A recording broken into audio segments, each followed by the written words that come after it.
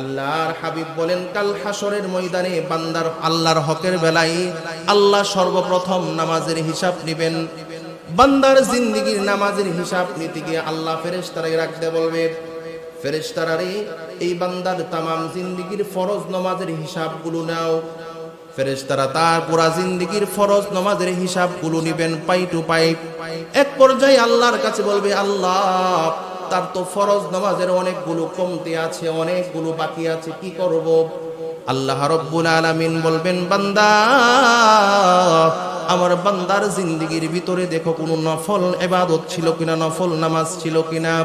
ফেরেশতারা বলবে, হ্যাঁ আল্লাহ, আপনার বান্দার জিন্দেগীর ভিতরে তো নফলও দেখা যায়। আল্লাহ বলবেন, নফলগুলো একত্রিত করে ফরজের কমতিগুলোর জায়গার মধ্যে দিয়ে দেখো বান্দার যেই ফরজগুলো ছিল এই ফরজের কমতিগুলো পূরণ হয়েছে কিনা। আলাইকুমুস সিয়াম কামা কুতিবা আলাল্লাযীনা মিন ক্বাবলিকুম লাআল্লাকুম তাত্তাকুন। وقال النبي صلى الله عليه وسلم من صام رمضان إيمانا واحتسابا غفر له ما تقدم من ذنبه آمنت بالله صدق الله العظيم. بارك الله لنا ولكم في القرآن العظيم ونفعنا وإياكم بالآيات والذكر الحكيم. سبحانك لا علم لنا إلا ما علمتنا إنك أنت العليم الحكيم. رب اشرح لي صدري ويسر لي أمري واحلل عقدة من لساني يفقه قولي. إن الله وملائكته يصلون على النبي يا أيها الذين آمنوا صلوا عليه وسلموا تسليما. صلى الله وعلى محمد صلى الله وعليه صلى الله محمد صلى الله وعليه. या नहीं दिखा दे हमें उस नबी के सामने जिसने किया दंदन शहीद मैदान उहुद में. सल्लल्लाहु अलैहि मुहम्मद सल्लल्लाहु अलैहि सल्लल्लाहु अला मुहम्मद सल्लल्लाहु बलगल उला बिकमालिही कशफत दुजा बिजमालिही हसनत जमीउ खिसालिही सल्लु अलैहि व आलिहि. ला इलाहा इल्लल्लाहुल हलीमुल करीम. सुब्हानल्लाहि रब्बिल अर्शिल अज़ीम. अल्हम्दुलिल्लाह. আল্লাহ পাকের দরবারে অসংখ্য অগণিত শুকরিয়া, যে আল্লাহ তাআলা আমাকে আপনাকে দয়া করে মায়া করে মহব্বত করে ভালোবেসে একদম রমাদানের দ্বার প্রান্তে আল্লাহ তাআলা হায়াতকে লম্বা করে তার ঘরে আসার বসার তৌফিক দান করেছেন। শুকরিয়া দান সবাই পড়ি আলহামদুলিল্লাহ। রমাদান আমাদের একদম কাছে চলে আসছে। তো রমাদানে আমাদের করণীয় কি হবে? আল্লাহ তাআলা রমাদানুল করিম সম্পর্কে পবিত্র কোরআনুল করিমে খুব চমৎকার এবং প্রসিদ্ধ কিছু আয়াত আল্লাহ তাআলা দিয়েছেন। আমি খুতবাতেও সেই আয়াতগুলো তেলাওয়াত করেছি। আল্লাহ তাআলা বলেন, ইয়া আইয়ুহাল্লাযীনা আমানু কুতিবা আলাইকুমুস সিয়াম কামা কুতিবা আলাল্লাযীনা মিন ক্বাবলিকুম লাআল্লাকুম তাত্তাকুন। আল্লাহ রাব্বুল আলামিন বলেন, হে ঈমানদারেরা শোনো, আমি রব্বুল আলামিন পবিত্র মাহে রমাদানে এক মাস তোমাদের জন্য রোজাকে আমি আল্লাহ ফরজ করে দিয়েছি। কামা কুতিবা আলাল্লাযীনা মিন ক্বাবলিকুম, যেমনি ভাবে তোমাদের পূর্বের কার মানুষের জন্য আমি আল্লাহ ফরজ করেছিলাম। আমরা যদি প্রশ্ন করি মালিক, এই রোজা দ্বারা আমাদের কি অর্জন হবে? কোন অর্জনটা রমজানের রোজা দ্বারা হবে? আল্লাহ তাআলা আয়াতের শেষ অংশে বলেন, লাআল্লাকুম তাত্তাকুন। আরে বান্দা, রমজানের রোজা দ্বারা তোমরা তাকওয়াবান হয়ে যাইবা, তোমরা পরহেজগার হয়ে যাইবা। প্রশ্ন জাগবে এখন অনেকগুলো। এক নম্বর প্রশ্ন জাগে, ইসলামের মূল স্তম্ভ হলো পাঁচটা: কালিমা, নামাজ, যাকাত, রোজা, হজ। এই হলো পাঁচটা বিষয়। এই পাঁচটা জিনিসের উপরে ইসলামটা প্রতিষ্ঠিত হয়েছে। এখন আমরা ইমানদার মেনে নিলাম, আমাদের ঈমান আছে। রোজার বেলায় আল্লাহ তাকওয়ার শর্ত জুড়ে দিয়েছেন যে রোজা রাখার দ্বারা বান্দাকে তাকওয়াবান বানাবেন। আরো তো তিনটা বিষয় বাকি আছে, নামাজ বাকি আছে, যাকাত বাকি আছে, হজ বাকি আছে। এই তিনটার বেলায় আল্লাহ তাআলা তাকওয়ার শর্ত যে নামাজ পড়ার দ্বারা তোমরা তাকওয়াবান হয়ে যাইবা, আল্লাহ এই শর্ত এখানে জুড়ে দিলেন না কেন? উল্টা আল্লাহ তাআলা কোরআনুল কারীমের মধ্যে বলেন, ফাওয়াইলুল লিল মুসাল্লিন আল্লাযীনা হুম আন সালাতিহিম সাহুন আল্লাযীনা হুম ইউরাউন। আল্লাহ রাব্বুল আলামিন বলেন, ওই সকল নামাজীগুলো দুর্ভোগে আছে, নামাজ পড়েও কেমন জানি বেনামাজি। ওই সকল মানুষগুলো নামাজ পড়েও কেমন জানি বেনামাজি আছে। আল্লাযীনা হুম আন সালাতিহিম সাহুন। আল্লাহ তাআলা বলেন, এই সকল নামাজি এক নম্বর যারা নামাজ পড়ে নামাজের মধ্যে গাফলিতি করে। নামাজে কি পড়ছে তার দেনও খেয়াল নাই, বলতেই পারে না কি পড়তেছে, নামাজে গাফেল।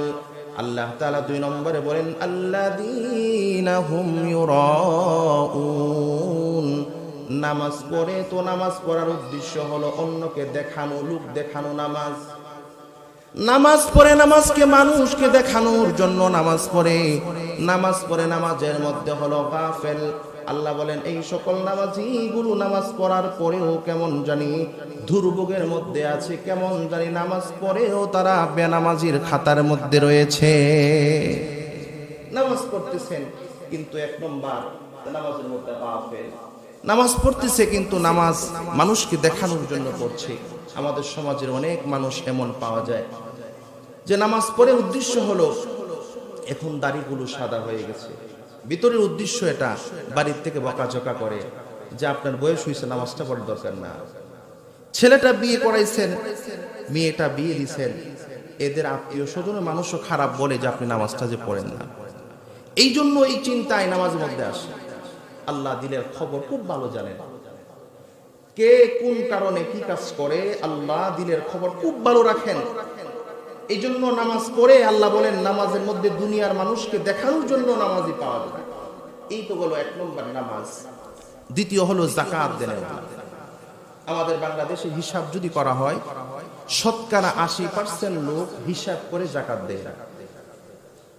এটা আমরা কম ধরলাম, 80% লোক। 20% লোক হিসাব করে যাকাত দেয়, বাকি 80% লোক অনেক টাকার মালিক, যাকাতের কোনো হিসাব নেই। হিসাব কি করে? আমাদের কাপড়ের যে আড়তগুলো আছে, যে দোকানগুলো আছে, এই এখন থেকে দোকানের বাইরে বড় করে লাগানো হয়ে গেছে যে এইখানে যাকাতের কাপড় পাওয়া যায়। এইখানে যাকাতের কাপড় বিক্রি হয়। বড় বড় দোকানে গিয়ে দেখবেন পাইকারি যে দোকানে কাপড় বিক্রি করে পাইকারি। যাকাতের আবার আলাদা কাপড় হয় কিভাবে? যাকাতের আবার আলাদা করে কাপড় হয় কিভাবে? এমন কাপড় যে কাপড়গুলো কোনো ব্যক্তি নিয়ে যদি একবার পরে, আবার দৌত করে, আবার পরে, পরার মতো উপযুক্ত থাকে না একটা দোয়া দেওয়ার পর, এমন 2 নম্বর বাজে কাপড় যাকাতের নাম দিয়া একজন মানুষ 1 কোটি টাকা তার হিসাবে যাকাত আসে। যে যখন হিসাব করলো, পাই টু পাই হিসাব করে দেখে 1 কোটি টাকা যাকাত তার আসে, কিন্তু সে চিন্তা করলো 1 কোটি টাকা যাকাত এত টাকা দেওয়া যাবে নাকি? আবার না, কি করা যায়? 5-10 লাখ টাকার যাকাতের 2 নম্বর কাপড়, 200-400 পিস কাপড় কিনে এই কাপড়গুলো বাড়িতে আইনা মসজিদে মসজিদে মাইক দিয়ে এলান করে, জনাব এমুক সাহেবের বাড়িতে যাকাতের কাপড় দেওয়া হবে। 400 কাপড়, 2000 মানুষের সমাগম, অনেক মানুষ আহত হয়ে থাকে। প্রায় বছরই আহতের ঘটনা আমরা শুনি। এমনও গত কয়েক বছর আগে নিহতের ঘটনা আমরা শুনছি। যাকাতের কাপড় আনতে গিয়া রমজান মাসে মানুষ মারা গেছে। উদ্দেশ্য তো এটা ছিল না। একটা যাকাত ব্যবস্থা যদি অর্থনৈতিক হইতো, যাকাত ভিত্তিক অর্থনৈতিক ব্যবস্থা, হিসাব করে দেখা গেছে বিগত কয়েক বছর যদি রাষ্ট্রপক্ষ সেই যাকাতগুলো নিয়ে যাকাতের টাকা কালেকশন করে গরিব দুঃখী অসহায় মানুষের মাঝে হকের সাথে ইনসাফের সাথে যদি বন্টন করা হতো, তাহলে আমার দেশে 2-4-5 বছর পরে আর যাকাত খাওয়ার মতো মানুষ খুঁজে পাওয়া যাইত। এত টাকা আমার দেশে আছে, মুষ্টিময় কিছু মানুষের হাতে টাকা চলে গেছে, গরিব গরিব রয়ে গেল, আমির আমির হইতেছে। বোঝা গেল যাকাতের বেলায়ও কিছু মানুষ যাকাত দেওয়ার উদ্দেশ্য হলো মানুষকে দেখা। 3 নম্বর হলো হজ। এখন তো হজের বিষয়টা আরো আমাদের জন্য মানুষের লোভী হয়ে গেছে, মানুষকে দেখানো হয়ে গেছে। এক সময় মানুষ 4 লাখ 5 লাখ টাকা দিয়ে টাকা খরচ করে হজ করে, তারপরেও নামের শুরুতে হাজি নিজে লাগাইতো না, মানুষে লাগাইতো, হজ হইতো। আর এখন তো এমন সহজ হয়েছে আমাদের, এখন হইল কি উমরা করে এসেই নামের শুরুতে হাজি লাগাইতো, উমরা করে এসেই নামের শুরুতে লেগে দেন হাজি এমক সাহেব। আমরা তো আসলে আল্লাহ তাআলার অশেষ মেহেরবানি, আল্লাহর দয়ায় বাংলাদেশের বিভিন্ন জায়গায় যাওয়া হয়।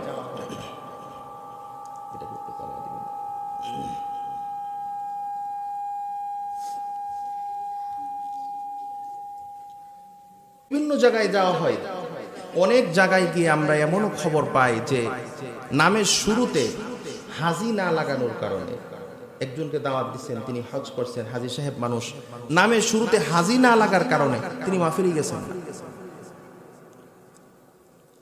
তিনি মাহফিলে যান নাই। কেন? নামের শুরুতে কেন হাজি লাগানো হয় নাই, এই জন্য তিনি মাহফিলে যান নাই। এখন উমরা করে করে নামের শুরুতে লাগাই দিচ্ছেন হাজি সাহেব। আমি যদি কোনো ব্যক্তি, আমি হজ করলাম, কোনো ব্যক্তি আমাকে হাজি ডাকলো, আমি নিজের থেকে বললাম না, উনার থেকে ডাকলো, এতে কোনো সমস্যা নেই, উনি ডাকছেন ওনার মতো। কিন্তু হাজি না লেখলে যদি আমার গুসা হয়, হাজি না ডাকলে যদি আমার রাগ হয়, তাহলে তো হজটা করা হলো ব্যক্তিকে দেখানোর জন্য, আল্লাহকে জন্য, আল্লাহর সন্তুষ্টির জন্য হইল। আমি একটা ঘটনা শোনাই আপনাদেরকে, বুঝবেন। 2 বন্ধু একসাথে সৌদি আরব থাকছেন প্রায় 1 যুগের অধিক সময় ধরে। 1 যুগের অধিক সময় ধরে 2 বন্ধু সৌদি আরবে থাকছেন, লম্বা সময়। তো সাধারণত আমাদের একটা অভ্যাস হলো, কোনো মানুষ যদি সৌদি আরবে থাকে আর সৌদি আরবে থাকা অবস্থায় ওনারা মাশাআল্লাহ অনেকবার উমরা করার সুযোগ আছে, অনেকবার উমরা করে। আগেকার যুগ ছিল, ফোনের এত যুগ ছিল না, ফেসবুক টুইটার এগুলোর মাধ্যম ছিল না এত বেশি। এখনকার যুগে এনে মাধ্যম, এখনকার এই যুগে আমাদেরকে এমন ভাবে ধরছে, কিভাবে? আমি ওই দিন দেখি একজন আম মানুষ, একজন আলেম সৌদি আরবের প্রবাসী মানুষ, উনি উমরা করে কাবার সামনে ছবি দিয়ে তিনি লিখছেন 14তম উমরা কমপ্লিট করেছি আলহামদুলিল্লাহ। আচ্ছা, উনি যে 14তম উমরা কমপ্লিট করেছে, এটা কি লেখার দরকার আছে? 14টা উমরা যে আপনাকে আল্লাহ তাআলা করার সুযোগ দিচ্ছেন, এটা কি লেখার দরকার আছে? আল্লাহর কাছে কবুল হওয়ার জন্য কি লেখাটা সত্য কোন? আমি লিখলাম কেন? কোন কারণে লিখলাম? আমার উদ্দেশ্যটা কি লেখার দ্বারা? আমার উদ্দেশ্যটা কি? এখন তো মানুষ, এখন আগেরকার মানুষ কাবার সামনে গেলে মন পরিবর্তন হয়ে যেত, জিন্দিগির গুণাগুলো নিয়ে কাবার সামনে যাইতো, কান্নাকাটি করতো, রুনাজারি করতো। আর এখন গেলে শতকরা 60-70% মানুষ মোবাইল নিয়ে বসে থাকে। 60-70% মানুষ হাতে হাতে মোবাইল। কিসের তাওয়াফ, কিসের কি পড়বে? এখানে পড়ার মতো তো জানেই না, জানলেও পড়ে না। মোবাইল ভিডিও, যার মোবাইলের ভিডিও নিয়ে ব্যস্ত। বাহরহাল, দুই বন্ধু 15-16 বছর সৌদি আরবে কাটানোর পরে তারা চিন্তা করতেছে, দেশে আসছে একবারে, আসার পরে দুই বন্ধু বাজারে বসা। এক বন্ধু আরেক বন্ধুরে বলে, বন্ধু এতদিন সৌদি আরবে থাকলাম, আল্লাহর দয়ায় অনেকবার উমরা করছি, 5-6 বার হজও করছি, কিন্তু আমরা যে দেশের থেকে যাই নাই, গিয়া হজ করি নাই, এই জন্য এলাকার মানুষ তো জানছে না। এক লোকে একবার হজ করছে, রে হাজী সাহেব ডাকে, আমি 5 বার হজ করছি, 6 বার হজ করলাম, আমারে কি পরিমাণ টাকা দরকার? তো কি করা যায়? দুই বন্ধু পরামর্শ করে চিন্তা করছে, কাজ করি, এখন থেকে লোক সমাগম যেখানেই দেখবি, তুই আমারে হাজী সাহেব বলে ডাক দিবি, আমি তোরে হাজী সাহেব বলে ডাকবি। যদি কেউ প্রশ্ন করে তাহলে তো সুযোগটা হইলো আমাদের কথা কোনের, প্রশ্ন না করলে তো সুযোগ নাই। তে লোক সমাগম হইলই, এক বন্ধু আরেক বন্ধুরে হাজী সাহেব বলে ডাকবে। তা আমরা যে সময় সকাল বিকালে বাজার সদাই করতে যাই, এলাকার মানুষ, হাসি মজাক কত কিছুই হয়, এলাকার বন্ধু বান্ধব একসাথে চলাফেরা সবাই। তে এই মানুষ দেখলেই হাজী সাহেব বলে লম্বা ডাক লাগে। একদিন ডাক দিছে পড়ে এক লোকে ডাক দাও, কিও আব্দুল সাত্তার মিয়া, তুমি তোমার বন্ধুরে হাজী সাহেব ডাকো কেন? আরে চাচা জানেন না কথাটা, বই কথাটা কই দিলে, একটা চা খাই কথাটা কই, এই কথাটা সুযোগ হয়েছে তাই না? কইতাছে, আরে আমরা তো 15-16 বছর সৌদি আরবে ছিলাম, আল্লাহ তাআলার দয়ায়, আপনার আর দোয়ায় 5-6 বার হজ করার সুযোগ হয়েছে, উমরাও করছি অনেকবার, এই জন্য আমার বন্ধুরে আমি মহব্বত করে হাজী সাহেব বলে রাখতে। উদ্দেশ্য হইল আমি যে হজ করলাম, আমার বন্ধু যে হজ করলো, এটা মানুষকে জানিয়ে দেওয়া। আমি ঘটনা শুনাইলাম। আমার মুসলমান ভাইরানি আমার, এই জন্য 1 নম্বরের নামাজের মধ্যে কিছু নামাজি পাওয়া যায়, উদ্দেশ্য হলো মানুষকে দেখানোর জন্য নামাজ পড়ে। নামাজের মধ্যে কিছু নামাজি আছে নামাজের মধ্যে গাফেল, বোঝা গেল নামাজের ভিতরেও কিছু কিছু মানুষ দুনিয়ার জন্য নামাজ পড়ে। 2 নম্বর হলো যাকাত দেওয়া। দুনিয়ার মানুষ যাকাত প্রদান করে, কিছু মানুষ এমন পাওয়া যায় যাকাত দেনের পিছনেও, যাকাত দিবার পিছনেও দুনিয়া লক্ষ্য থাকে, দুনিয়ার মানুষ আমাকে বড় বলবে, এই জন্য 200-400 পিস কাপড় আইনা যাকাত দেয়, প্রপারলি হিসাব করে যাকাত প্রদান করে না। হজ করার পিছনেও কিছু মানুষের দুনিয়াবি কোনো না কোনো কারণ থাকে, আমাকে লোকেরা হাজী সাহেব বলবে, এমন দিলের মধ্যে তামান্না থাকে। আল্লাহ বলে, বান্দারে কিন্তু রোজার বেলায় কিন্তু বিষয়টা এমন না, যে ব্যক্তি নিয়ত করেছে আমি রোজা রেখেছি, আল্লাহর জন্য রোজা রেখেছি, প্রচন্ড পরিমাণের গরম, গরমের কারণে পুরাটা ভিতর শুকিয়ে কাঠ হয়ে গেছে, এত বেশি গরম হওয়ার পরেও, এত বেশি গরম থাকার পরেও পানির 2-4 হাত নিচে গিয়া ডুব দিয়া স্বচ্ছ ঠান্ডা পানি কুলি করে মুখে যায়, তারপরেও পানি খায় না। এক ডুব পানি যদি খেয়ে নেই দুনিয়ার কোনো মানুষ জানবে না, কিন্তু বান্দার দিলের ভিতরে আছে আমার আল্লাহ তো পানির নিচেও দেখেন, এই জন্য রোজা রাখছি, আমি পানি খাইতে পারবো না, পানি খায় না। ঘরের ভিতরে 4 দেওয়াল লাগাইয়া ফ্রিজের ভিতরে স্বচ্ছ ঠান্ডা পানি আছে, ঠান্ডা পানি, তারপরেও এই ঠান্ডা পানি খাবারের জন্য খায় না, মুখের মধ্যে নিলেও খায় না, কলের মধ্যে উজু করতে গেলে চাপ দিয়া পানি ফালাইলে প্রচন্ড পরিমাণে গরমের মধ্যে ঠান্ডা পানি আসে, কিন্তু তারপরেও পানিগুলো খায় না। বান্দার দিলের ভিতরে একটাই ফিকির, আমার আল্লাহ আমাকে কিন্তু দেখে, পানি খাইলে আমার রোজা অবশিষ্ট থাকবে না। আল্লাহ বলেন, এই জন্যই বান্দা রোজার বেলায় যে ফিকির বান্দার চিন্তার মধ্যে আসে, পানির নিচে ডুব দিয়ে গেলাম, এত পানির নিচে গভীরে গেলাম, দুনিয়ার কোনো মানুষ এক ডুব পানি খাইলে বুঝতো না, কিন্তু আমি পানি খাইলাম না। এই যে অন্তরে আল্লাহর প্রতি তাকওয়া, আল্লাহ যে ওইখানেও দেখেন, এই বিশ্বাস, এটা রোজার দ্বারা সৃষ্টি হয়। এটা একমাত্রই রোজার দ্বারা। চার দেওয়ালের ভিতরে দুনিয়ার কোনো মানুষ দেখে না যে চার দেওয়ালের ভিতরে কেউ আসে নাই, কিন্তু বান্দা চার দেওয়ালের ভিতরে স্বচ্ছ ঠান্ডা পানি ফ্রিজে থাকার পরেও পানি খাইল না। উদ্দেশ্য হইল এখানেও তো আল্লাহ দেখে। আল্লাহ বলেন, এই জন্যই আল্লাহ বলেন লাআল্লাকুম তাত্তাকুন। রোজার মূল মাকসাদ হলো রোজার দ্বারা বান্দা তাকওয়াবান হয়ে যাবে, বান্দা পরহেজগার হয়ে যাবে। এই হলো রোজার দ্বারা মূল মাকসাদ। আমার ভাইরা, এই জন্য আমরা রমজানের ভিতরে পুরা রমাদানে আমাদের করণীয় কি হবে, এই জন্য আমরা উলামায়ে ইকরাম আপনাদের সহজার্থে কিছু বিষয় একসাথে করছেন। এখান থেকে আমি আপনাদেরকে আজকে আলোচনায় 15টা বিষয় রমাদানের ভিতরে করণীয় সম্পর্কে 15টা বিষয় ইনশাআল্লাহ তাআলা অল্প সময়ের ভিতরে আপনাদেরকে বলবো। 1 নম্বর, রমাদানে আমাদের করণীয় হবে রমাদানের চাঁদ দেখা। রমাদানের জন্য চাঁদ দেখা, আমরা ছোটবেলায় দেখতাম রমাদানের চাঁদ দেখার একটা আমেজ ছিল অন্য রকমের। মানুষ সবাই চাঁদ দেখতো, মাগরিবের আগ মুহূর্তে অথবা মাগরিবের নামাজের পরে সবাই যাইতো গিয়ে চাঁদ দেখতো, এটা আমেজ ছিল, ঈদের আগে চাঁদ দেখতো। কিন্তু এখন মানুষ সবাই টিভি দেখে, এখন মানুষ সব ডিজিটাল, এখন টিভি দেখে, টিভির মধ্যে খবর আছে কিনা দেখো, চাঁদ দেখার ইয়ে নেই। অথচ আমাদের করণীয় ছিল, ইবাদত হলো এটা, সুন্নত হলো এটা, চাঁদ দেখা। এই জন্যই রমাদানের 1 নম্বর করণীয় চাঁদ দেখা এবং চাঁদ দেখার দোয়া পড়া। চাঁদ দেখে চাঁদ দেখার দোয়া পড়া। হাদিস শরীফে আল্লাহর নবী যেই দোয়া পড়তেন, আল্লাহুম্মা আহিল্লাহু আলাইনা বিল ইয়ুমনি ওয়াল ঈমান ওয়াস সালামাতি ওয়াল ইসলাম রব্বি ওয়া রাব্বুকাল্লাহ। রাসূল দোয়া করতেন, আল্লাহুম্মা আহিল্লাহু আলাইনা বিল ইয়ুমনি ওয়াল ঈমান ওয়াস সালামাতি ওয়াল ইসলাম রব্বি ওয়া রাব্বুকাল্লাহ। রাসূল চাঁদ দেখার পরে দোয়া করতেন। আমরা যারা পারি চাঁদ দেখার পরে দোয়াটা করব ইনশাআল্লাহ। আল্লাহর নবী সাল্লাল্লাহু আলাইহি ওয়াসাল্লাম হাদিস শরীফের মধ্যে আল্লাহর নবী বলেন, আন আবি হুরায়রা রাদিয়াল্লাহু তাআলা আনহু قال, হযরতে আবু হুরায়রা রাদিয়াল্লাহু তাআলা আনহু বর্ণনা করেন, قال النبي صلى الله عليه وسلم, আল্লাহর হাবিব বলেন, শোনো, ফুতিহাত আবওয়াব ইদা দাখালা শাহরু রমাদান ফুতিহাত আবওয়াবুস সামা।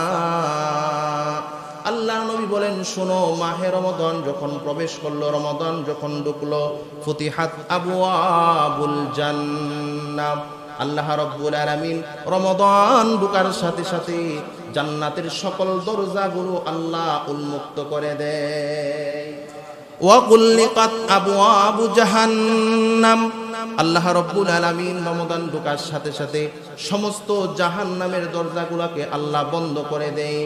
আল্লাহর নবী বলেন, ওয়াসুলসিলাতিশ শায়াতিন, আল্লাহ তাআলা তার বিশেষ একটা রহমতের দরজা খুলে দেয়। গোটা পৃথিবী আল্লাহর রহমতে ভরপুর আল্লাহ তাআলা করে দেয়। এটা হলো রমজানের বিশেষত্ব। রমজানের চাঁদ উঠলো, উঠার সাথে সাথে জান্নাতের দরজা খুলে দেওয়া, জাহান্নামের দরজাগুলো বন্ধ করে দেওয়া, শয়তানকে শিকলবদ্ধ করে দেওয়া, এবং আল্লাহর বিশেষ এক রহমত রমজানের ভিতরে বান্দার উপরে আল্লাহ দিতে থাকেন। এই জন্য 2 নম্বর আমাদের করণীয় হলো, প্রথম তো চাঁদ দেখবো, দোয়া পড়ব। 2 নম্বর আমাদের করণীয় হলো রমাদানের তারাবির নামাজ আদায় করা। 20 রাকাত খতমে তারাবি, 20 রাকাত খতমে তারাবি নামাজ আদায় করা। 20 রাকাত তো অবশ্যই পড়ব, আর আমরা কষ্ট করে হলেও খতমে তারাবি পড়ব। কারণ অনেক মানুষ আছে আমরা কোরআন তেলাওয়াত শিখি নাই, জানি না। রমাদানের হক হলো কোরআন পড়া, পড়তে পারি না। কমপক্ষে যদি একটা খতম নামাজের মধ্য দিয়ে হয়, জিন্দেগীর একটা আমল তো কমপক্ষে হয়। এই জন্য খতমে তারাবি 20 রাকাত। তারাবি সম্পর্কে আল্লাহর নবী বলেন, قال النبي صلى الله عليه وسلم, من قام رمضان إيمانا واحتسابا غفر له ما تقدم من ذنبه আল্লাহর হাবিব রাহমাতাল লিল আলামিন বলে, উম্মত শোনো, কোন ব্যক্তি যদি রমাদান মাসে ঈমানের সাথে সওয়াবের আশায় তারাবির নামাজ আদায় করে, আল্লাহ তাআলা তার বিগত দিনের तमाम জিন্দেগীর গুনাহ খাতাগুলো আল্লাহ মাফ করে দেয়। এই হলো রমজান। এই জন্য 2 নম্বর কাজ হলো 20 রাকাত তারাবি পড়ব। 3 নম্বর কাজ হলো তাহাজ্জুদের নামাজ পড়ব। আল্লাহ নবী সাল্লাল্লাহু আলাইহি ওয়াসাল্লাম গোটা জীবন ভর শেষ রজনীতে 8 রাকাত তাহাজ্জুদ নামাজ পড়তেন। শুধু রমাদানে না, গোটা জীবন ভর 8 রাকাত পড়তেন। গোটা জীবন, সারা জীবন 8 রাকাত করে তাহাজ্জুদের নামাজ নবী সারা জীবন পড়তেন।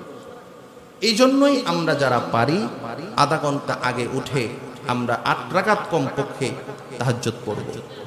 যেই সূরা পারি, কেউ বড় সূরা পারেন আলহামদুলিল্লাহ, কেউ বড় সূরা পারেন না, কেউ বড় সূরা শিখেন নাই, ছোট ছোট সূরা দিয়ে পড়বেন, কিন্তু রুকু সিজদায় একটু লম্বা সময় লাগাবেন।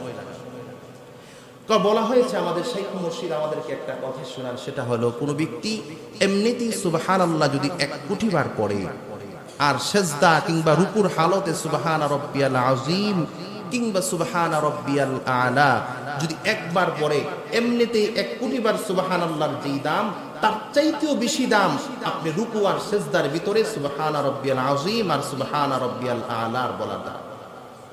এটা আলাদা ফাইল। আমি বড় সূরা পারলাম না, আমি পারি নাই বড় সূরা, সূরা নাস, সূরা ফালাক, সূরা ইখলাস, সূরা আলাম তারা, যেটা আমরা পারি এগুলো দুই পড়লাম, একটু সময় বেশি লাগাবো রুকুতে, একটু সময় বেশি লাগাবো সিজদাতে, যেন এখানে তাসবিহগুলো একটু বেশি হয়ে যায়। 8 রাকাত করে পড়বো, পারলাম না 6 রাকাত, 4 রাকাত, 2 রাকাত হলেও যেন আমাদের পুরা রমাদান তাহাজ্জুদ মিস না হয়। মা বোনেরাও একটু আগে উঠে যাবে, 10 মিনিট 15 মিনিট সময় আমরা আগে উঠে এই মাসটাকে খানার মাস না বানাইয়া ইবাদতের মাস বানানোর চেষ্টা করি। বিশেষ করে আমার মা বোনেরা খানা পাকাইতে সময় শেষ, নামাজের কোনো খবর নাই, না ইফতারি করতে পারে, না তারাবি আদায় করতে পারে, না ভালো করে সেহরি খাইতে পারে, না ইফতার করতে পারে। এই জন্যই মাসটাকে ইবাদতের বানানোর চেষ্টা করি। কমপক্ষে 8 রাকাত করার চেষ্টা করব, না পারলে 6 রাকাত, 4 রাকাত, 2 রাকাত হলেও আমরা তাহাজ্জুদ নামাজ পড়ব। আল্লাহ আমাদের সকলকে তৌফিক দেন, সকলে বলি আল্লাহুম্মা আমিন। 5 নম্বর হলো সাহরি খাওয়া। রমাদানের 5 নম্বর কাজ হবে সাহরি খাওয়া। আমাদের সমাজের আলহামদুলিল্লাহ, আমাদের গ্রামীণ সমাজের মানুষ শেষ রজনীতে উঠে সাহরি খায়, কিন্তু শহরের মানুষ 10টা 11টার সময় খেয়ে ঘুমিয়ে যায়, শেষ রাতে উঠে নামাজ পড়ে। অনেকেই কাজগুলো করে না করব না। আল্লাহর নবী বলছেন তোমরা সাহরি খাও, কেননা সাহরির ভিতরে আল্লাহ বরকত রেখে দিয়েছেন। রাসূল হাদিস শরীফে বুখারীতে বর্ণনা, قال النبي صلى الله عليه وسلم تسحروا فإن في السحور بركة। আল্লাহর হাবিব বলেন, উম্মত তোমরা সাহরি খাও, কেননা আল্লাহ সাহরির মধ্যে উত্তম বরকত রেখে দিয়েছে। সাহরি খাও, নিজেও খাবেন। যে সন্তানটা নাবালক, সে রোজা রাখে না, রোজা রাখার উপযুক্ত হয় নাই, তাকেও পারলে উঠাইয়া খাওয়াবেন। কারণ আল্লাহর নবী যে খাবারকে বরকত বলেছেন, এর খাবারের দ্বারা অন্তরের ভিতরে নূর পয়দা হবে।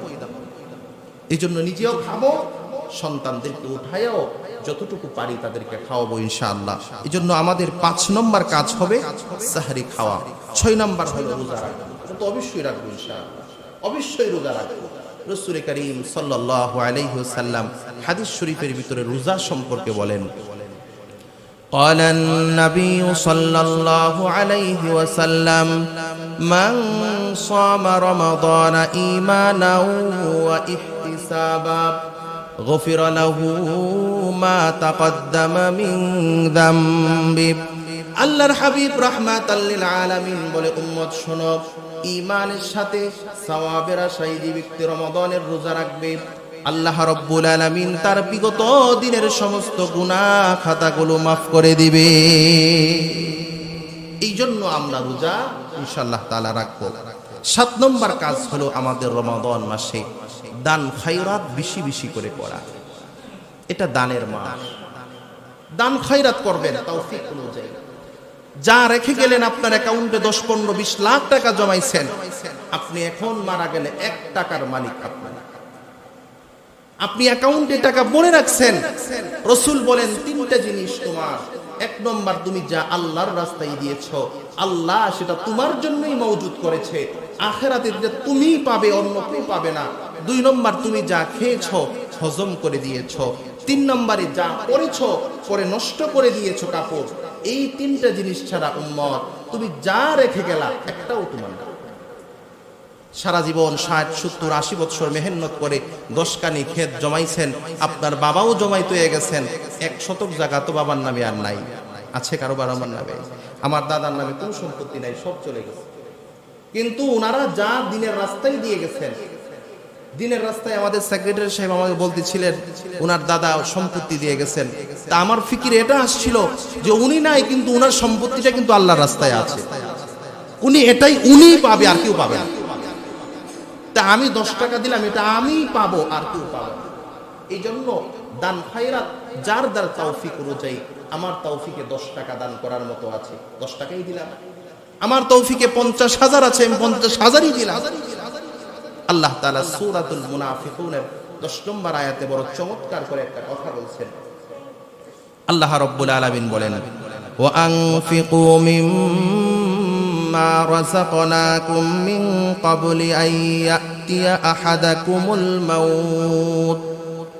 আল্লাহ রাব্বুল আলামিন বলেন, বান্দারে শোনো, হায়াতের ভিতরে যতদিন আছো, মৃত্যু আসার আগে আগে তোমার কাছে আমি আল্লাহ যে রিজিক দিয়েছিলাম, ওই রিজিক থেকে আল্লাহর রাস্তায় তুমি দান করো। মৃত্যু আসার আগে আগে যে রিজিক আমি আল্লাহ তোমাকে দিয়েছি, সেখান থেকে আল্লাহর রাস্তায় ব্যয় করো, ব্যয় করে আসো, কারণ এটাই তোমার মূল তৌফিক। এই জন্য রমাদান মাসে আল্লাহ রাব্বুল আলামিন সব কিছুর মধ্যে বরকত দেন, দানের ভিতরেও আল্লাহ বহুগুণ বাড়িয়ে দেন। হাদিস শরীফে রাসূল করিম সাল্লাল্লাহু আলাইহি ওয়াসাল্লাম বলেন, কমপক্ষে 70 গুণ বাড়িয়ে দেন, কমপক্ষে 70 গুণ বৃদ্ধি করে দেন। যদি তারপরেও বান্দার নিয়ত অনুযায়ী আল্লাহ তাআলা বরকত দিতে থাকেন দানের মধ্যে। এই জন্য 7 নম্বর আমাদের কাজ হবে, মাহে রমাদানকে কেন্দ্র করে আমরা আল্লাহর রাস্তায় দান করব। 8 নম্বর হলো নফল ইবাদতগুলোকে গুরুত্বের সাথে করা। অন্য মাসে নফল ইবাদত গুরুত্ব দেই নাই, নামাজের পরে 2 রাকাত সুন্নত নফল আছে, এগুলো আমরা তেমন একটা গুরুত্ব দিয়ে পড়ি নাই। কিন্তু রমাদানকে কেন্দ্র করে নফলকে গুরুত্ব দেওয়া। কারণ আল্লাহর নবী সাল্লাল্লাহু আলাইহি ওয়াসাল্লাম বলেন, আল্লাহর হাবিব এক হাদিস শরীফের মধ্যে বলেন, আল্লাহর হাবিব বলেন, কাল হাসরের ময়দানে বান্দার আল্লাহর হকের বেলায় আল্লাহ সর্বপ্রথম নামাজের হিসাব নেবেন। বান্দার জিন্দেগীর নামাজের হিসাব নিতে গিয়ে আল্লাহ ফেরেশতাদের রাখতে বলবে, ফেরেশতারা রে, এই বান্দার তামাম জিন্দেগীর ফরজ নামাজের হিসাবগুলো নাও। ফেরেশতারা তার পুরা জিন্দেগীর ফরজ নামাজের হিসাবগুলো নেবেন পাই টু পাই। এক পর্যায়ে আল্লাহর কাছে বলবে, আল্লাহ, তার তো ফরজ নামাজের অনেকগুলো কমতি আছে, অনেকগুলো বাকি আছে, কি করব? আল্লাহ রাব্বুল আলামিন বলবেন, বান্দা, আমার বান্দার জিন্দেগীর ভিতরে দেখো কোনো নফল ইবাদত ছিল কিনা, নফল নামাজ ছিল কিনা। ফেরেশতারা বলবে, হ্যাঁ আল্লাহ, আপনার বান্দার জিন্দেগীর ভিতরে তো নফলও দেখা যায়। আল্লাহ বলবেন, নফলগুলো একত্রিত করে ফরজের কমতিগুলোর জায়গার মধ্যে দিয়ে দেখো, বান্দার যেই ফরজগুলো ছিল এই ফরজের কমতিগুলো পূরণ হয়েছে কিনা। যেই ফরজের কমতিগুলো ছিল এর পূরণ হয়েছে কিনা এটা দেখো। যদি পূরণ হয়, আল্লাহ বলবেন, বান্দা, আমার সাথে যে চুক্তি ছিল, আমার হকের নামাজের যে হক ছিল, এটা পূরণ হয়ে গেছে। এই জন্যই এই মাসে তো আল্লাহ তাআলা এমনি বরকত দিয়েছেন। রমাদানের ভিতরে আমরা নফলের প্রতি গুরুত্ব দিব, ভালো কাজগুলো যেগুলো আছে বেশি করব। যেই পরিমাণ খারাপ কাজ, মুখে আমরা অনেক সময় শিকায়াত, গীবত, শিকায়াত, পরনিন্দা, মিথ্যা কথা বলা, হাতে খারাপ কাজ করা, পায়ে খারাপ কাজ করা, যেমন ভাবে আমি রোজা রেখেছি, খাবার বন্ধ করেছি, ঠিক তেমনি ভাবে পুরা শরীরের প্রতিটা অঙ্গ থেকে আমরা যেন গুনাহমুক্ত অঙ্গগুলো হয়ে যায়, তাহলেই আমাদের রোজা হবে চমৎকার পূর্ণ রোজা। এই জন্য আমাদের 8 নম্বর কাজ হবে নফল ইবাদত, ভালো কাজ বেশি করা, খারাপ কাজগুলো পরিত্যাগ করা। 9 নম্বর কাজ হলো বেশি বেশি করে দোয়া করা। রমাদান মাসে আল্লাহ তাআলা দোয়া বেশি বেশি করে কবুল করেন। এই মাসে দোয়া বেশি কবুল হয়, আল্লাহ নবী বলেন এই মাসের প্রতি রজনীতে আল্লাহ তাআলা অসংখ্য অগণিত জাহান্নামীদেরকে আল্লাহ জাহান্নাম থেকে মুক্তি করে জান্নাত দান করে। এটা কিভাবে করে? তার আত্মীয় স্বজন দোয়া করতেছে, আল্লাহ আমার না আত্মীয় স্বজন যদি জাহান্নামে তাকে মাফ করে দেন, তে আল্লাহ ওই বান্দার দোয়া কবুল করে ওসিলা দিয়া দিয়া আল্লাহ তাআলা অসংখ্য অগণিত জাহান্নামীদেরকে আল্লাহ জান্নাতের ব্যবস্থা করেন প্রতি রমজানের প্রতি রজনীতে। এই জন্য বেশি বেশি করে দোয়া করবেন, আমার জন্য দোয়া করবেন, আমি আপনাদের জন্য দোয়া করব, করবেন না ইনশাআল্লাহ? হাদিস শুনেন, আল্লাহর হাবিব সাল্লাল্লাহু আলাইহি ওয়াসাল্লাম বলেন, শোনো দুনিয়ার মানুষ, কোন ব্যক্তি দোয়াতে উঠাইয়া বলতেছেন, আল্লাহ আমার মানুষ আল্লাহ আব্দুর রহমান সাহেব বড় ভালো মানুষ, আল্লাহ তাকে মাফ করে দেন, আল্লাহ তার টাকার প্রয়োজন টাকা দেন, আল্লাহ তার এটা প্রয়োজন সেটা দেন। আল্লাহর হাবিব বলেন তার পাশে একজন ফেরেশতা থাকে, ফেরেশতা আল্লাহকে ডাকতে বলে, আল্লাহ আপনার বান্দা তো আরেকজনের কথা বলল, আল্লাহ আরেকজনেরটা পরে করবেন, আগে আপনার এই বান্দার তার জরুরতগুলো আপনি পূরণ করে দেন। আমি অন্যজনের জন্য দোয়া করলাম, আগে দোয়াটা আমারটা কবুল হলো, তারপরে আল্লাহ অন্যজনটা দিল। এই জন্য একে অপরের জন্য বেশি বেশি দোয়া করা। আমাদের রমাদানকে কেন্দ্র করে 9 নম্বর কাজ হবে বেশি বেশি করে দোয়া করা। 10 নম্বর কাজ হলো জিকির করা। আমরা যারা কোরআন তেলাওয়াত শিখি নাই, পারি না, চেষ্টা করব শেখার জন্য, আর বেশি বেশি করে জিকির করব। 4টা জিকির যেগুলো আল্লাহ নবী সাল্লাল্লাহু আলাইহি ওয়াসাল্লাম বলেন আল্লাহ তাআলা বেশি পছন্দ করেন 4টা বাক্য, সুবহানাল্লাহ, আলহামদুলিল্লাহ, লা ইলাহা ইল্লাল্লাহ, আল্লাহু আকবার। 4টা বাক্য আমরা কাজ করব, সকাল সন্ধ্যা, ফজরের পরে মাগরিবের পরে একটা তাসবিহ হাতে নিয়ে 100 বার সুবহানাল্লাহ, 100 বার আলহামদুলিল্লাহ, 100 বার আল্লাহু আকবার, 100 বার লা ইলাহা ইল্লাল্লাহ। 4 তাসবিহ হয়ে গেল। 100 বার দুরূদ শরীফ, সাল্লাল্লাহু আলাইহি ওয়াসাল্লাম, সাল্লাল্লাহু আলাইহি ওয়াসাল্লাম 100 বার।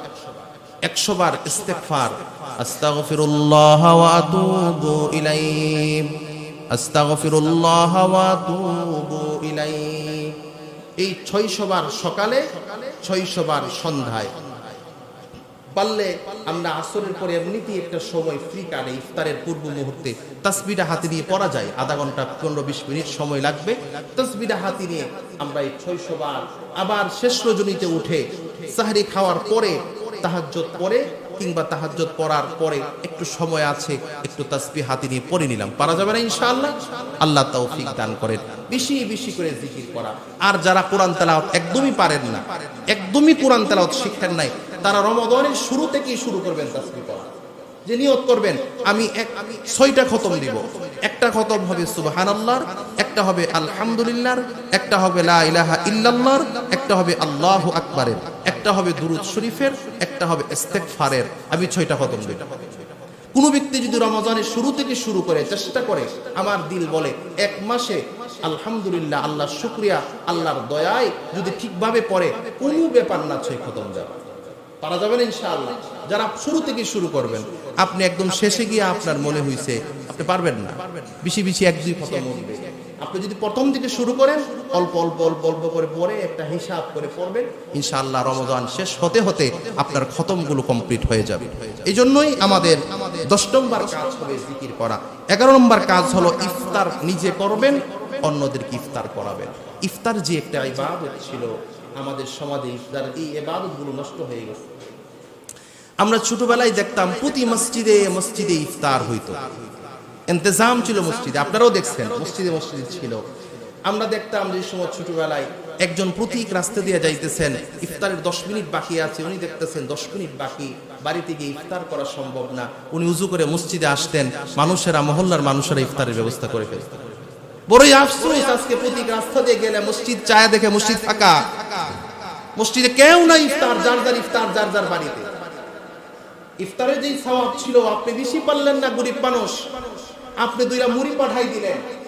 আল্লাহর নবী বলেন যতটুকু পারো ইফতারের মধ্যে যাকে খাওয়াইলা, 10 জন মানুষ খাইলো, এই 10টা মানুষের রোজা রেখে যে সওয়াব পালন করলো, আমি ইফতার করানোর দ্বারা সমপরিমাণ সওয়াব পাইলাম। আল্লাহ তাআলা এই রোজাদারের সওয়াব কমাইয়া আপনাকে দিবে এমনটা না, তার সওয়াবও ঠিক থাকলো, আপনি ইফতার খাওয়াইয়া 20টি সওয়াব পাইলেন। 100 মানুষ ইফতার করতেছে এখানে, পুরা মহল্লার মানুষের অল্প অল্প করে দিয়ে আপনারা প্রতিদিন পাঠাইলেন, এই 100 মানুষের রোজার সওয়াব সবাই পাবেন, আলাদা আলাদা করে পাবেন। আল্লাহ এমন না বন্ধক করে 10 টাকা 5 টাকা করে 100 টাকা বন্ধক করে দিবে, আল্লাহ পরিপূর্ণভাবে সবাইকে দিবেন। আমরা এটা নষ্ট হয়ে গেছে, চেষ্টা করি এটা করা, নিজে করব, নিজের বাড়ির পাশে গরিব দুঃখী মানুষকে তো অবশ্যই করাবো, পাশাপাশি যারা বড় লোক আছে, যারা সামর্থ্যবান, তাদেরকেও দিব ইনশাআল্লাহ। ইফতারের বেলায় তো কোনো কমতি নাই, সবাইকে দিব ইফতার। এর দ্বারা মহব্বত সৃষ্টি হবে, ইবাদতেও সুন্দর হবে। এজন্যই আমাদের 11 নম্বর কাজ হবে ইফতার করা এবং করানো। 12 নম্বর কাজ হলো ইফতারের সময় দোয়া করা। 2 মিনিট 3 মিনিট আগে একটু দোয়াতে লেগে যাবে, আল্লাহ এই সময় দোয়া কবুল করে বান্দা। আমরা ইফতারের সময় ইফতার নিয়েই ব্যস্ত, একজন লিবু কাটো, একজন শরবত দাও, একজন এটা দাও, একজন সেটা দাও, দোয়ার মধ্যে কোনো আগ্রহ আমাদের মধ্যে নাই, কোনো ফিকির নাই দোয়াতে, অথচ এই সময় দোয়া কবুল পাওয়া। আল্লাহর নবী এক হাদিস শরীফের মধ্যে বলেন, আল্লাহর নবী এক হাদিস শরীফের মধ্যে বলেন, আল্লাহ রাব্বুল আলামিন ফেরেশতাদেরকে ডাক দেয়া বলে, ফেরেশতারা রে, আমার বান্দা সারা দিন ধরে কোনো কিছু খায় নাই, একদম না খাওয়া, একদম না খাইয়া উপবাস অবস্থায় আমার কাছে বসে আছে, সামনে ইফতার আছে, স্বচ্ছ ঠান্ডা পানি আছে, তারপরেও কেন খায় না? আবার দেখি হাত উঠাইয়া চোখের পানি ফালাইয়া কান্নাও করে, কোন কারণে করে? ফেরেশতারা ডাক দেয়া বলে, আল্লাহ আপনি তো এই সম্পর্কে ভালো জানেন, তারপরেও কেন জিজ্ঞাসা করেন? আল্লাহ রাব্বুল আলামিন বলে, তোমরা বলো এই বান্দা কেন কান্না করে? এই জন্য করে আল্লাহ তার আত্মীয় স্বজন জাহান্নামের মধ্যে আছে, এই জন্য কান্না করে। আল্লাহ নিজেও জাহান্নাম থেকে মুক্তি চায়, আত্মীয় স্বজনদেরকেও জাহান্নাম থেকে মুক্তির জন্য সেই চোখের পানি ফালায়। আল্লাহ তখন নিজে ক্ষমা করে এমনটা না, আল্লাহ ফেরেশতাদেরকে সাক্ষী রেখে বলে, ফেরেশতারা রে, তোমরা সাক্ষী থাকো, আমি আল্লাহ ওই ইফতার করনেওয়ালা বান্দার সব দোয়াগুলো আমি আল্লাহ কবুল করে ফেলেছি। এই জন্যই রমজান মাস রোজা অবস্থায় আল্লাহ দোয়া কবুল করে। ইফতারের পূর্ব মুহূর্তে আমরা 2-1 মিনিট করে হলেও দোয়া করব বলেন ইনশাআল্লাহ। আমাদের 13 নম্বর কাজ হবে ইতিকাফ করা। ইতিকাফ আমাদের পাওয়া যায় না, ইতিকাফ অনেক মসজিদে ভাড়া করে আইনা তারপরে ইতিকাফ করাইতে হয়, ভাড়া করে লোক আনে ইতিকাফ করাইতে হয় কেন? আমার জিন্দেগির আমল তো আমার করতে হবে, আমার জিন্দেগি গুছানোর জন্য তো আমার করতে হবে, আমার তো দরকার জিন্দেগি গুছে যায়, আমার আখিরাত সুন্দর সেটা তো এই ফিকির আমার দিলে থাকে। বড় আফসোস লাগে আমাদের ইতিকাফ গুলো, আলহামদুলিল্লাহ আপনাদের মসজিদে যদিও পাওয়া যায় ইতিকাফের লোক, কিন্তু অনেক মসজিদ আছে ইতিকাফের লোক পাওয়া যায় না। 2-4 মহল্লা দূর থেকে একজনকে খাবার দিয়া, কাপড় দিয়া, টাকা দিয়া আইনা তারপরে বসাইতে হয় কেন? কোন ব্যক্তি যদি লাইলাতুল কদর চায়, যে আমি লাইলাতুল কদর পাইতে চাই, নিশ্চিত রূপে ইতিকাফ করনেওয়ালা লাইলাতুল কদরের রজনী পেয়ে গেল নিশ্চিত রূপে। কারণ সে যদি ঘুমায়ও থাকে, ইতিকাফের আরেকটা ফাজাইল, 1 মিনিট একটা ফাজাইল বলি, এটাই যে সমস্ত মহল্লাবাসী ইবাদত সম্মিলিত ইবাদত করে যেই পরিমাণে ইবাদত করলো, এটা একা ইতিকাফ করনেওয়ালা মসজিদে ঘুমাইয়া সম পরিমাণে ইবাদত তার আমলনামাতে পাইল। আপনারা বাড়িতে দাইকা যা ইবাদত করলেন, নারী পুরুষ সবাই মিলে ইতিকাফ করনেওয়ালা মসজিদে ঘুমাইয়া সেই পরিমাণ সওয়াব পাইল। এই জন্য আগের থেকে নিয়ত করি ইতিকাফ করব। আমি নিয়ত করেছি, এটা আমার ব্যক্তিগত নিয়ত। আল্লাহ যতদিন বাঁচিয়ে রাখেন যেন আল্লাহ ইতিকাফ করার তৌফিক আমাকে দান করেন। আপনারাও নিয়ত করেন আমরা ইতিকাফ করব, বলেন ইনশাআল্লাহ। আল্লাহ তৌফিক দান করেন। 14 নম্বর কাজ হলো লাইলাতুল কদর তালাশ করা। আর লাইলাতুল কদর তালাশ করার সর্বোত্তম মাধ্যম হলো ইতিকাফ। আমরা শুধু লাইলাতুল কদর তালাশ করি 1 রজনীতে, 27 দিবাগত রাতে, অথচ আল্লাহর হাবিব বলেন আরো 4টা রাত বাকি আছে। 21 তারিখের দিবাগত রাত, 23 তারিখ, 25, 27, 29, 5 রাতে তোমরা লাইলাতুল কদর তালাশ করো। আমরা শুধু 1 রাতে করি, বাকি রাতগুলোও আমরা চেষ্টা করব লাইলাতুল কদর তালাশ করার জন্য। নামাজ হয়ে গেল, তারাবির নামাজ হয়ে গেল, বাড়িতে গিয়ে অল্প একটু খাবার দাবার শেষ করে যখন আপনি আসলেন, বাড়িতে আসার পরে চিন্তা করতেছেন যে এখন বাড়িতে না তাইকা আজকের রাতটা মসজিদে চলে যায়। নামাজের বিছানা নিয়ে মসজিদে এসে পড়লেন, একটা বালিশও নিয়ে আসলেন, যতক্ষণ ভালো লাগে নামাজ পড়লেন, আবার ঘুমিয়ে গেলেন। এখানে ইমাম সাহেবরা থাকবেন, ওনারা আপনাদেরকে ডাক দিয়ে দিবেন ইনশাআল্লাহ। শেষ রজনীতে 3টা অথবা 2:30 3টা বাজে ডাক দিয়ে দিল, উঠে গেলেন, 2-3 ঘন্টা সময় আছে, একটু নামাজ পড়ে ফেললেন। করা যাবে না ইনশাআল্লাহ? চেষ্টা করবেন এমনই করা যায়। অথবা বাড়ির মধ্যে হলেও লাইলাতুল কদরের জন্য চেষ্টা করব। 14 নম্বর কাজ লাইলাতুল কদর তালাশ করা। শেষ 15 নম্বর কাজ হলো সাদকাতুল ফিতর, যেটা আছে আমাদের, যেটা উলামায়ে কেরাম নির্ধারণ করে, ইসলামী ফাউন্ডেশন এবং উলামায়ে কেরাম সম্মিলিতভাবে, ওইটা গরিব দুঃখী অসহায় মানুষ যারা প্রাপ্য তাদেরকে দিয়ে দেওয়া। এই হলো মোট 15টা বিষয়। আল্লাহ তাআলা আমাদের সকলকে রমাদানে এই 15টা বিষয়কে গুরুত্বের সাথে করার তৌফিক দান করেন। সকলেই পড়ি আল্লাহুম্মা আমিন। আমি 15টা বিষয় আবার 1 মিনিটে আপনাদেরকে বলছি। 1 নম্বর চাঁদ দেখব, রমাদানের চাঁদ দেখব, দোয়া পড়ব। 2 নম্বর হলো রমাদানের তারাবির নামাজ আদায় করব। 3 নম্বর কাজ হবে কোরআন তেলাওয়াতে গুরুত্ব দিব, কমপক্ষে 3 খতম। নিয়ত করব যে আমি রমাদানে নরমাল ঠেকে ঠেকে পড়ি, 3 খতম দেব ইনশাআল্লাহ। যদি প্রতিদিন 3 পারা করে পড়েন, 1 মাসে 3 খতম হয়ে যায়। 3 পারা করে পড়েন, আপনি দিনে রাতে মিলিয়ে পড়েন। দিনে কষ্ট হচ্ছে, রাতে পড়েন, আপনি রাতে একটু সময় পড়ে ঘুমান, এই জন্য কমপক্ষে 3 খতম দেব। 4 নম্বর হলো তাহাজ্জুদের নামাজ 8 রাকাত করে পড়ার চেষ্টা করব, যেটা রাসূল করিম সাল্লাল্লাহু আলাইহি ওয়াসাল্লাম করতেন। 5 নম্বর কাজ সেহরি খাবো, আমার বাচ্চাদেরকে তো খাওয়ানোর চেষ্টা করব, যেহেতু বরকতের খাবার এটা। 6 নম্বর রোজা রাখবো, 7 নম্বর দান করব, 8 নম্বর নফল ইবাদত করব, ভালো কাজগুলো করব, খারাপ কাজগুলো পরিত্যাগ করব। 9 নম্বর বেশি বেশি করে জিকির করব। 10 নম্বর আমরা বেশি বেশি দোয়া করব। 10 নম্বর জিকির করব। 11 নম্বর ইফতার নিজে করব, অন্যদেরকে ইফতার করাবো ইনশাআল্লাহ। 11 নম্বর ইফতার করব। 12 নম্বর ইফতারের সময় দোয়া করব আমরা। 13 নম্বর হলো ইতিকাফ করা। 14 নম্বর লাইলাতুল কদর তালাশ করা। আর 15 নম্বর হলো আমরা সাদকাতুল ফিতর যেটা নির্ধারণ করা হবে, ওইটা আমরা প্রাপ্য অনুযায়ী গরিব দুঃখী অসহায় মানুষকে ঈদের পূর্বেই আমরা দিয়ে দিব ইনশাআল্লাহ। আল্লাহ তাআলা যে 15টা বিষয়ে কথা বললাম, আমি নিজেকে যেন গুরুত্বের সাথে ইখলাসের সাথে আমল করার তৌফিক দান করেন, সাথে আপনাদের সকলকেই যেন আমল করার তৌফিক দান করেন। সকলেই পড়ি আল্লাহুম্মা আমিন। ওয়া মা আলাইনা ইল্লাল বালাগ।